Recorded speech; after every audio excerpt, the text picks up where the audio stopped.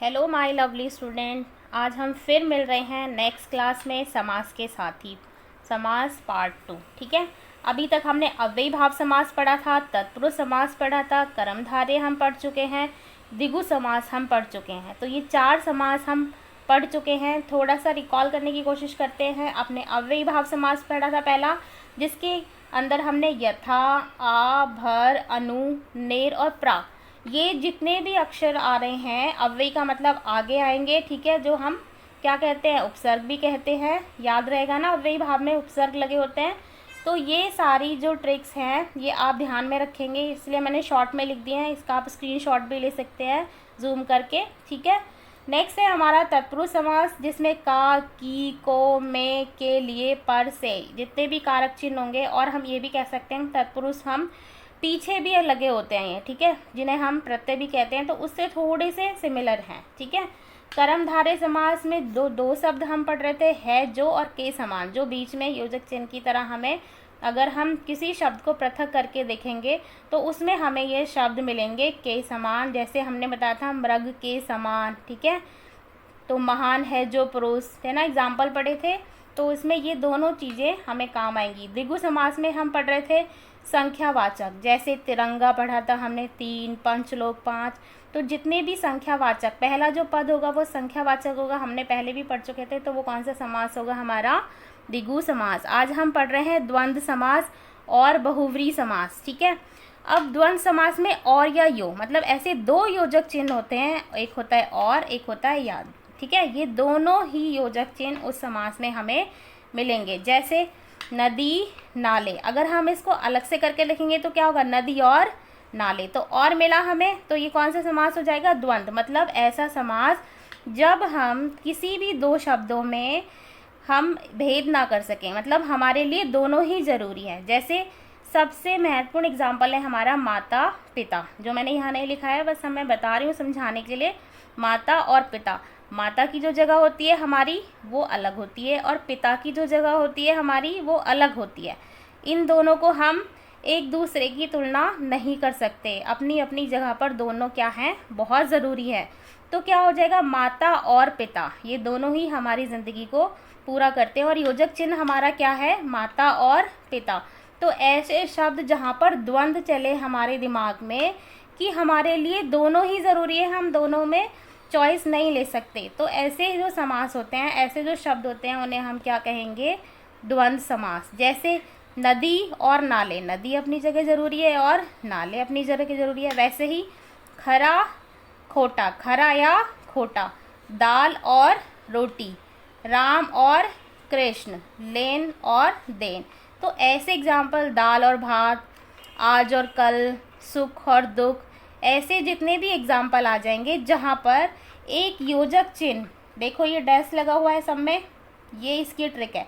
जहाँ पर भी आपको ये दो शब्दों के बीच में एक योजक चिन्ह मिल जाए, वो हमारा क्या होगा, वो हमारा क्या होगा, द्वंद्व समास। सबसे महत्वपूर्ण ट्रिक आपको यही ध्यान रखनी है, जिसमें बीच में और या लग सके। और सबसे बड़ा जो है ट्रिक इसका है, जहाँ ये डैश, जैसे देखो मैंने एरो डाला हुआ है ना, इसको डैश बोलते हैं। ये जो डैश बीच में ये योजक चिन्ह है। ठीक है, अगर किसी भी शब्दों में ये योजक चिन्ह मिल जाए, वो कौन सा समास होगा, आंख बंद करके वहाँ क्या लगाएंगे। नेक्स्ट हमारा है छठा भेद, वो है हमारा बहुव्रीहि समास। अब बहुव्रीहि समास सबसे आसान भी कह सकते हैं, सबसे टफ भी कह सकते हैं, मिक्स वाली फीलिंग आएंगी आपको इसे पढ़ते हुए। लेकिन सिर्फ एक ध्यान रखना, जितने भी देवी देवताओं के नाम होते हैं, जो देवी देवताओं के नाम जो प्रतीत होते हैं, वो सारे हमारे कहाँ आएंगे, बहुव्रीहि समास में। तो जहाँ भी किसी देवी देवता का नाम आपको मिले वहाँ बहुव्रीहि समास होगा। इन शॉर्ट हम ये कहेंगे, अगर हम परिभाषा की बात करते हैं, तो ऐसे शब्द जब हम उनको पृथक करके लिखें तो कोई एक जो अन्य शब्द आएगा वो बिल्कुल डिफरेंट आएगा। ठीक है, एग्जाम्पल से हम थोड़ा सा समझेंगे।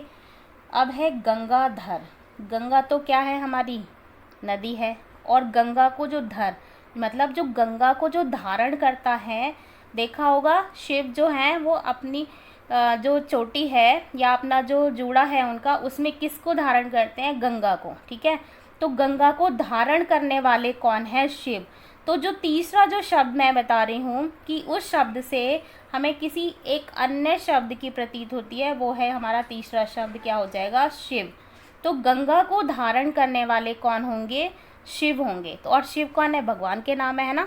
तो मैंने यही बताया था ट्रिक में कि जहाँ पर आपको देवी देवताओं के नाम दिखेंगे वो हमारा कौन सा समास होगा, बहुव्रीहि समास। वैसे ही दशानन, 10 का मतलब, नेक्स्ट एग्जाम्पल है हमारा दशानन, मतलब 10 सर, जिनके जो 10 सर है वो कौन है, रावण है। मतलब जो 10 सरों को धारण करते हैं वो कौन हुए, हमारे रावण। और रावण ही हमारा क्या होगा, तो तीसरा अर्थ होगा जिसकी हम बात करते हैं, ठीक है। नेक्स्ट एग्जाम्पल है लंबोदर, मतलब जिनका लंबा जो उदर है, मतलब जो मुख है उनका लंबा है। और वो कौन है, हमें भी पता है लंबोदर हम किसको कहते हैं, गणेश भगवान को कहते हैं, ठीक है। तो तीसरा जो अर्थ हुआ हमारा वो क्या हुआ, गणेश, ठीक है। उसी तरह से नेक्स्ट एग्जाम्पल है नीलकंठ। नील मतलब नीला और कंठ मतलब जिनका कंठ मतलब गला, किसका गला है, नीला। नीलकंठ हम किसको कहते हैं, शिव भगवान को कहते हैं, ठीक है।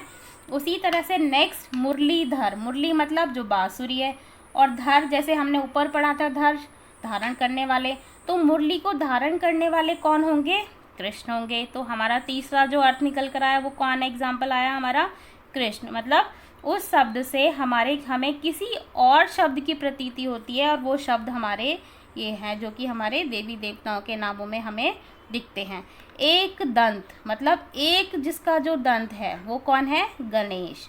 चतुर्भुज, जिनकी 4 भुजाएं हैं उनको कौन क्या कहते हैं हम, विष्णु भगवान, ठीक है। उसी तरह गजानन, गजानन मतलब गणेश, जिनका जो मुख है वो किसकी तरह है, गज मतलब हाथी की तरह है, और वो होंगे गणेश। तो ऐसे शब्द जो देवी देवताओं में हैं, और या फिर उन शब्दों से हमें किसी अन्य इंसान की या फिर अन्य अर्थ की प्रतीति होती है, वो हमारे क्या हो जाएंगे, वो हमारे होंगे बहुव्रीहि समास, ठीक है। सबको समझ आ गए होंगे अब ये समास। कोई दिक्कत है तो कमेंट में लिखकर बताएंगे। कुछ होमवर्क के लिए हैं, जो अभी तक हमने सारे एग्जाम्पल पढ़े हैं उसमें से निकाले हैं, ये आप लिखेंगे, ठीक है। और कोशिश करेंगे जो अभी तक समझाया उसमें से आप ये सॉल्व करने की, ठीक है। पहला है आमरण, दूसरा है गंगाजल, तीसरा है पंचफल, फिर है गिरिधर, फिर है 5वां बेकाम, 6 है प्रतिदिन, 7 है देश प्रेम, 8 है हमारा नवरत्न, 9 है निडर, और 10 हमारा पंचभुज, ठीक है। ये सारे आपको होमवर्क में दिए गए हैं। आशा करती हूँ ये सबको पसंद आए होंगे। और अगर आप चैनल पर नए हैं तो चैनल को सब्सक्राइब करें, लाइक करें एंड शेयर करें। आगे ऐसे ही यूज़फुल वीडियोज़ के लिए कविता गौतम क्लास को फॉलो करें। Thank you, bye bye.